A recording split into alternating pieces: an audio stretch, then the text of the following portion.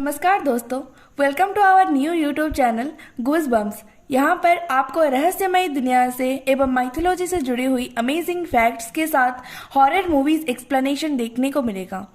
ये सब देखने के लिए कृपया हमारे चैनल को सब्सक्राइब करिए। Thank you.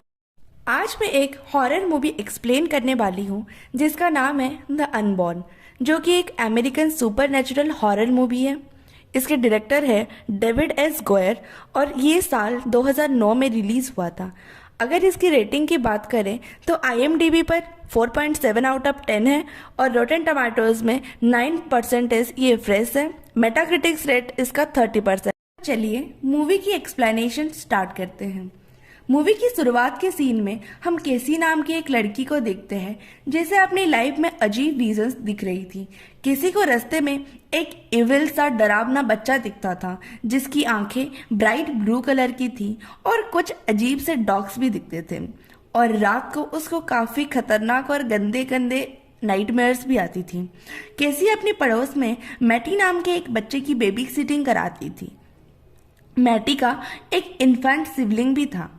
एक दिन मैटी अपने सिबलिंग को मिरर दिखा रहा था, तब कैसी वहां आ जाती है। अचानक मैटी कैसी पर मिरर पीसेस से हमला करता है और बहुत क्रीपी वे में बोलता है, "zombie wants to be born". ये कैसी के लिए काफी ज्यादा शॉकिंग था क्योंकि छोटा बच्चा ऐसा तो बिहेव नहीं करता है, बट इसमें कैसी को ज्यादा चोट भी नहीं आती है।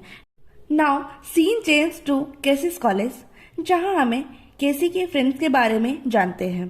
केसी की एक बेस्ट फ्रेंड थी जिसका नाम था रोमी, जो कि काफी सुपरस्टिशियस थी, और केसी का एक बॉयफ्रेंड भी था जिसका नाम था मार्क, जो कि काफी चिल्ड बंदा था। केसी अपने साथ हुए हादसा रोमी को बताती है और रोमी बोलती है इन्फेंट को अपनी रिफ्लेक्शन मिरर में 1 साल तक नहीं देखना चाहिए वरना उसकी मौत हो जाती है। ये सब बातें सुन के सब रोमी की मजाक उड़ाने लग जाते हैं, लेकिन केसी के साथ कुछ और भी एबनॉर्मल चीजें होने लग जाती हैं, जैसे कि घर के मिरर से नॉकिंग का साउंड आना, अजीब से बग्स का होना और ब्लू आई वाले बच्चे का विजन्स आना। एंड आफ्टर सम डेज कैसी रियलाइज करती है उसकी आंखों का कलर चेंज होके ब्लू हो रहा है। वो तुरंत अपने बॉयफ्रेंड मार्क के साथ डॉक्टर के पास जाती है। डॉक्टर उसकी आंखों की डिजिटल पिक्चर्स लेते हैं और उसको एनालाइज करने के बाद पता चलता है कैसी को टेट्राग्रामेटिक काइमेरिज्म नामक एक बीमारी हुआ है जिसमें एक इंसान में उसकी ट्विन का सेल का इफेक्ट रहता है। So colour of the eyes change होता है, बट ये काफी स्ट्रेंज था क्योंकि उसका तो कोई ट्विन ही नहीं था। ये बात क्लियर करने के लिए वो अपने पिता के पास जाती है और उसे पता चलता है केसी एक्चुअली में एक ट्विन से जन्म होने से पहले केसी का ट्विन ओम में ही मर गया था क्योंकि केसी का अम्बिकल कार्ड उसके गले में फंस गया था, जो बात केसी को आज तक पता नहीं था। केसी की माँ जिनेट अपने फाइनल डेज में मेंटली अनस्टेबल होकर सुसाइड कर ली थी। जिनेट ने अपने अनबॉर्न ट्विंस का नाम रखा था ज़ॉम्बी, जो कि काफी ज्यादा शॉकिंग था क्योंकि मूवी के स्टार्टिंग में हमने सुन रखा था कि मैटी ने केसी को धमकी दिया था कि zombie wants to be born now. तो ये सुन के केसी को लगने लगा था उसकी लाइफ में जो भी गड़बड़ हो रही है और जो भी उसे हॉन्ट कर रहा है वो कोई और नहीं उसका अनबॉर्न ट्विन ही है और अब वो जिंदा होना चाहता है। और ऊपर से वहाँ रोमी की कही गई बातें भी सच हो गई थी। मैटी का जो इन्फेंट सिबलिंग था उसका भी डेथ हो गया था। अब केसी बहुत ही ज्यादा डर गई थी एंड अपनी मॉम की पुराने वीडियोस, डॉक्यूमेंट्स एंड फोटोज देखना स्टार्ट कर दी थी। केसी को एक फोटो मिलती है जहां वही ब्लू आई का बच्चा उसको दिख रहा था जिसका विजन की उसको रोज आती थी, और दूसरे डॉक्यूमेंट में उसको सोफी कोजमा नाम की एक लेडी के बारे में पता चलता है जो केसी के मॉम के साथ वही मेंटल हॉस्पिटल और ओल्ड एज होम में थी। केसी ओल्ड एज होम जाके सोफी से मिलती है, उसको अपनी माँ के बारे में और अपने साथ हुए हादसे के बारे में बताती है, बट सोफी केसी को भगा देती है वहां से। अभी केसी बहुत ही ज्यादा स्ट्रेस में थी और चिल होने के लिए वो एक क्लब जाती है जहां उसको एक आई का सिंबल मिलता है और जिसके अंदर लिखा हुआ होता है, "in the kingdom of blind the one I man is the king". और सडनली इसमें ढेर सारा बग्स कैसे के ऊपर एक टाइप का अटैक करने लग जाते हैं। इसे देखकर केसी बहुत जोर जोर से चिल्लाने लगती है और उसकी आवाज़ सुनकर वॉशरूम में उसके जितने भी दोस्त थे सब आ जाते हैं। पर वो जब आते हैं तो देखते हैं कि फ्लोर पूरा ही ज़्यादा क्लीन था और केसी का बहम था। उस रात फिर से केसी को नाइटमेयर्स आते हैं जिसमें वही बच्चा उसके पेट में हाथ डाल रहा था।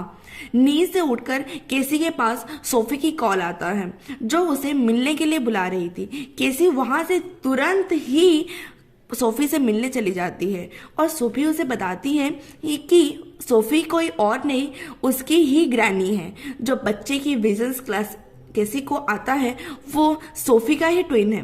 वर्ल्ड वॉर 2 के दौरान नाजिस ट्विंस पर एक अजीब एक्सपेरिमेंट कर रहे थे और इस दौरान सोफी के भाई मारा गया था, लेकिन एक दिबुक ने उसके भाई को दोबारा जिंदा किया था। जिंदा होके वो बिल्कुल ही बदल गया था। उसकी आंखें ब्लू हो चुकी थी। उसको देखकर पता चल रहा था जैसे कि कोई इविल एंटिटी द्वारा वो पोजेस्ड है। सोफी अपने भाई को मार के ये इविल एंटिटी को रोक दिया था, बट वो वापस आना चाहता है। इसके कारण जिनेट सुसाइड कर ली थी पागल होकर। ये सुनकर केसी पूछती है इतनी सालों बाद वो वापस क्यों आना चाहता है, तो सोफी अंदाजा लगा के बोलती है दिबुक को लिविंग और डेड वर्ल्ड क्रॉस करने में शायद टाइम लगता है। फिलहाल ये काफी ज्यादा वीक है और इसको स्ट्रांग होने में बहुत टाइम लगेगा। सोफी सजेस्ट करती है कि तुम्हारे घर में जितने भी मिरर्स है उसको तोड़कर जला दो और जलाने के बाद जो बचता है उसको जमीन में गाड़ के कवर कर दो। और ये सब के बाद सोफी केसी को एक तावीज टाइप बना के उसको देती है जो कि उसको बुरी स्पिरिट से बचा के रखेगा। और केसी को रैबी सिंडक नाम के एक आदमी के बारे में बताती है जो कि कैसी की ड्रीम्स एग्जॉर्सिज्म करने में मदद करेंगे। कैसी रैबी के पास जाके उनको बुक ऑफ मिरर देके सारा कहानी बताती है। रैबी सिंडा वो बुक को ट्रांसलेट करने के लिए भी रेडी हो जाते हैं। दूसरी तरफ रोमी के कार से मैंडी का एक्सीडेंट हो जाता है जिसमें उसको एक खरोच भी नहीं आया था। मैटी एक पॉजेस्ट बच्चे की तरह रोमी को वार्न कर रहा था कि अगर वो कैसी की मदद की तो डिबुक उसको भी मार डालेगा बहुत बेरहमी से। ये बात सुन के कैशी को जाके वो बताती है। अभी डिबुक थोड़ा स्ट्रांग हो गया था और सोफी की ओल्ड एज होम में वो हमला कर दिया उसके ऊपर, जिसमें एंटिटी ने एली नाम के एक बुढ़े को पोजेस कर दिया था और वो बहुत ही ज्यादा डरावने और अजीब तरह से अपने सर को उल्टा घुमा के सोफी को मार डालता है। रैबी को भी उल्टा सर का एक कुत्ता दिखता है एंड वो भी श्योर हो जाता है कि कैसी पे कुछ ना कुछ बुरा साया का तो असर है। अपनी ग्रानी के डेथ के बाद शी वॉज टोटली ट्रॉमाटाइज्ड एंड जानती थी वो रोमी पे भी हमला करेगा। इससे पहले कि वो रोनी को वार्न कर पाए डिबुक मैटी को पोजेस कर लेता है और मैटी को पोजेस करके वो रोमी पे हमला करता है। रोमी को बचाने के लिए जब कैसी अपने बॉयफ्रेंड के साथ रोमी के वहां पहुंचती है तो वो देखती है कि वो रोमी को पोजेस कर लेता है और रोमी की वहां पर ही मौत हो जाती है।